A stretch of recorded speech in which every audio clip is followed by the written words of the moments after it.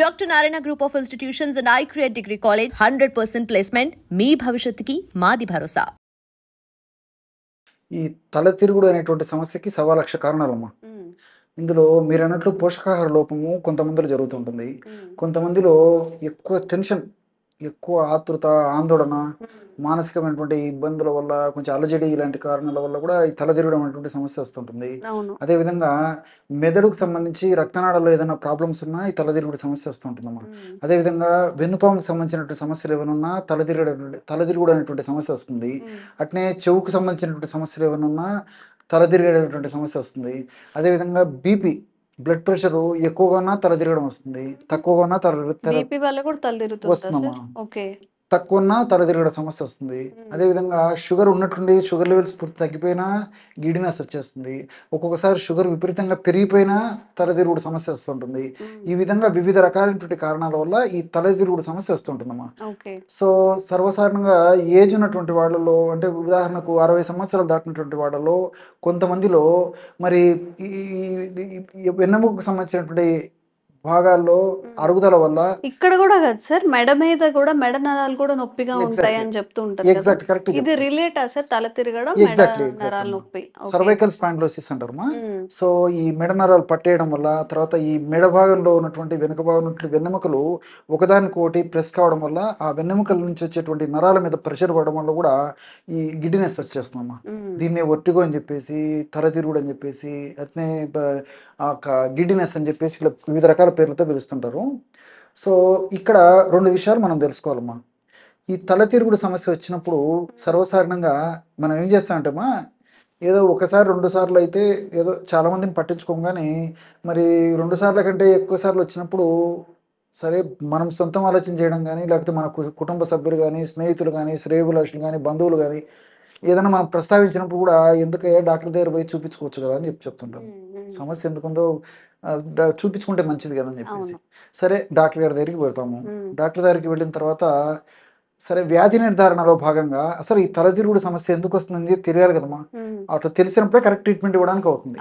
So డాక్టర్లు ఏం చేస్తారంటే ఎక్స్రే, సిటీ స్కాను, ఎంఆర్ఐ, తర్వాత సిఎస్ఎఫ్ టెస్ట్ అని సెరిబ్రోస్పైనల్ టెస్ట్, ఫ్లూయిడ్ టెస్ట్ చేయడము, తర్వాత దానికి సంబంధించినటువంటి బ్లడ్ టెస్ట్లు, ఇలాంటివన్నీ జనరల్గా అన్ని చేసేస్తారమ్మా. సో కొన్నిటిలో స్పష్టంగా కారణం తెలుస్తుంది, అంటే ఈ కారణం వల్లనే ఆ వ్యక్తికి తల తిరగడం జరుగుతుంది అని చెప్పేసి. కొన్నిటిలో మాత్రము ఎలాంటి స్పష్టమైనటువంటి కారణం ఉండదు, అన్ని నార్మల్గా ఉంటాయమ్మా.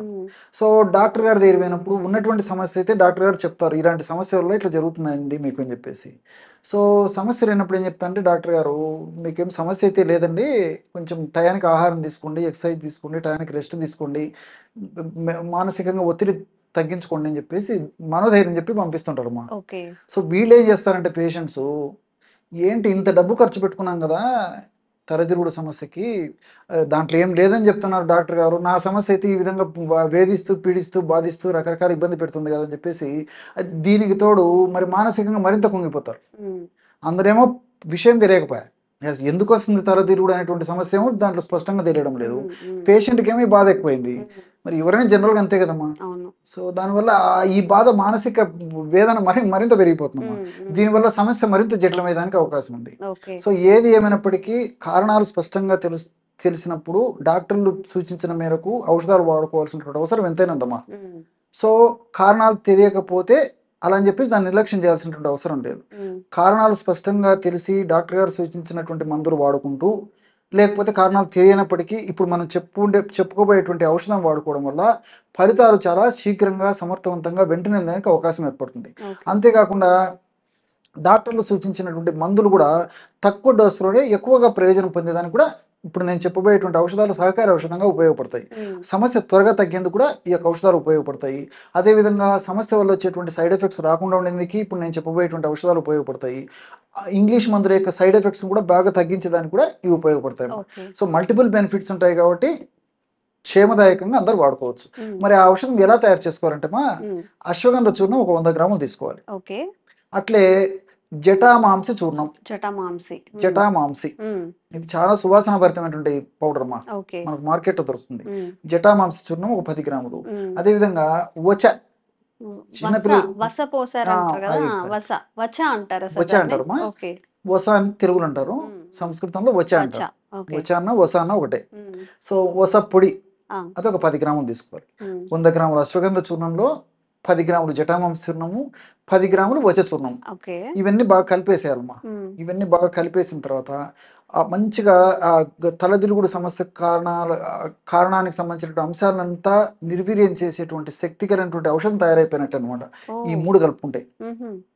ఆ యొక్క పౌడర్నమ్మా గాజు సీసాలో నిల్వ ఉంచుకొని రోజు ఉదయం ఒకసారి రాత్రి ఒకసారి 1 నుంచి 2 గ్రాములు 1 to 2 grams అంటే ½ టీ స్పూన్ కంటే కూడా తక్కువ అమ్మా.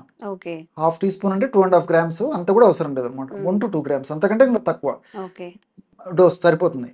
ఉదయం ఒకసారి రాత్రి ఒకసారి ఆహారానికి ముందు అంత పౌడర్ తీసుకున్నామా, తగినంత తేనెతో కానీ లేకపోతే తీసుకోగలిగితే అట్లనే వాటర్తో కలిపి కూడా తీసుకోవచ్చు, లేకపోతే పాలలో కలిపి తీసుకోవచ్చు, ఎలా వీలైతే అలాగా.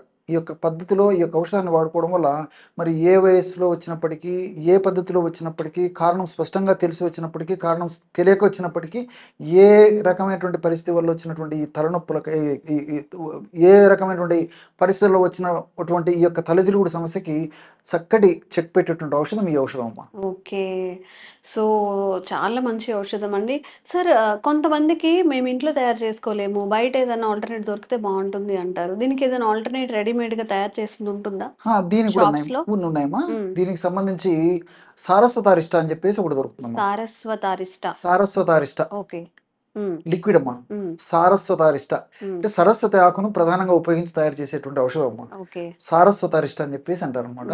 ఆ సారస్వతారిష్ట అనేటువంటి ఔషధాన్ని రోజు ఉదయం ఒక్కసారి రాత్రి ఒక్కసారి ఆహారం తర్వాతమా ఒక 2 చెంచాలు 2 టీ స్పూన్లు మెడిసిన్ 2 టీ స్పూన్ నీళ్లు కలిపేసి తీసుకుంటుంటే సరిపోతుంది. అట్లా కొన్నాళ్ళ పాటు వాడుకోవచ్చు. దీంతో పాటు వచాది ఘృతం అని చెప్పేసి ఒకటి దొరుకుతుంది. వచాది ఘృతం ఇప్పుడు మనం చెప్పుకున్నటువంటి ఫార్ములాలో వస పొడి కలిపాం కదమ్మా, ఇదే వచతో ఒక రకమైనటువంటి మెడికేటెడ్ ఘీ నెయ్యిని తయారు చేస్తారు. అంటే ఆవు నెయ్యిలో కొన్ని రకాలైనటువంటి పదార్థాలు ముఖ్యంగా ఈ వచ ఇలాంటివి వేసేసి శక్తివంతమైనటువంటి ఔషధంగా దాన్ని తయారు చేస్తారమ్మా, ఆవు నెయ్యిని కూడా. సో వచ అది ఘృతం. ఘృతం అంటే నెయ్యమ్మా. వచ అంటే మనం అనుకున్నది, ఆది అంటే మొదలుగా, అంటే ప్రధానంగా వచతో తయారు చేసినటువంటి మెడికేటెడ్ ఘీ ఏదైతే ఉందో దాన్ని వచాది ఘృతం అంటారు అనమాట. అది కూడా మనకు మార్కెట్లో దొరుకుతుంది. రోజు 1 స్పూన్ ఉదయం 1 స్పూన్ రాత్రి ఆహారానికి 1 గంట ముందు 1 కప్పు పాలలో కలుపుకొని తీసుకోవడం వల్ల కూడా ఈ యొక్క తలదిరుగుడు అనేటువంటి సమస్యకి చాలా చక్కటి పరిష్కారం దొరుకుతుందమ్మా. ఇలా రకరకాల ఔషధాలు ఉన్నాయమ్మా. సందర్భాన్ని బట్టి పరిస్థితిని బట్టి మరిన్ని వివరాలు కూడా నేను చెప్పేదానికి ప్రయత్నం చేస్తాను. Thank you so much. So ఎవరైనా కానీ తల తిరగడం కానీ, బ్యాంక్ ఇక్కడ నొప్పిగా అనిపిస్తుంది, మెడ నరాలు నొప్పిగా ఉన్నప్పుడు దీన్ని సార్ ఏదైతే మెన్షన్ చేశారు, మనం ఇంట్లో తయారు చేసుకునే ఔషధం ఒకటి, బయట ఆయుర్వేదిక్ స్టోర్లో దొరికేది ఒకటి, తప్పకుండా ఇవి తీసుకొచ్చి ట్రై చేయండి. మీకు ఎలా అనిపించింది, ఎలా వర్కౌట్ అయింది, ఎలా పనిచేసింది కూడా కామెంట్స్ రూపంలో తెలియజేయండి. Thank you so much, sir. Namaste. And for more videos, please subscribe to iDream. Please subscribe to iDream. Please subscribe iDream. And please subscribe to iDream. For more videos, subscribe to iDream. please like, share and subscribe to the channel. Congratulations, iDream. Subscribe to iDream. Subscribe to iDream. So subscribe to iDream Media. iDream ki iDream team andarki huge congratulations. Please subscribe iDream Media. Please subscribe to iDream. Subscribe iDream. Please subscribe to iDream. iDream అంటే నా కళల ఛానల్ను subscribe చేసుకున్న నోరు తిరుగుతలేదు, మీరైతే గంట గుర్తు కొట్టండి. For more such videos, please subscribe to iDream.